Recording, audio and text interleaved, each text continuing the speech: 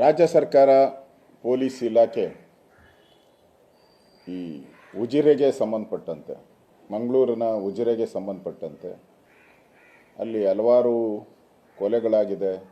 ನಾನೇ ಹೂತಾಕಿದ್ದೀನಿ ಭಾಳಷ್ಟು ನೂರಾರು ಸಾವಿರಾರು ಅಂತೇಳಿ ಒಬ್ಬ ಅನಾಮಧೇಯ ವ್ಯಕ್ತಿ ಬಂದು ಕೋರ್ಟಲ್ಲಿ ಹೇಳಿಕೆ ಕೊಟ್ಟಿರೋದರ ವಿಚಾರವಾಗಿ ರಾಜ್ಯ ಸರ್ಕಾರ SITಯನ್ನು ರಚನೆ ಮಾಡಿದೆ.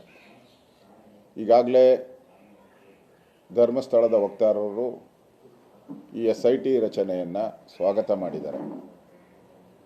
ನಾನು ಕೂಡ ನಿಷ್ಪಕ್ಷಪಾತ ತನಿಖೆ ಆಗಲಿ, ಸತ್ಯಾಸತ್ಯತೆ ಹೊರಬರಲಿ. ಇದು ಭಾಳ ದಿನಗಳಿಂದ ಇದು ಮಾಧ್ಯಮದಲ್ಲಿ ಸೋಷಿಯಲ್ ಮೀಡಿಯಾದಲ್ಲಿ ಚರ್ಚೆ ಆಗ್ತಾ ಇದೆ. ಇದಕ್ಕೊಂದು ತೆರೆ ಬೀಳಬೇಕಾಗಿದೆ.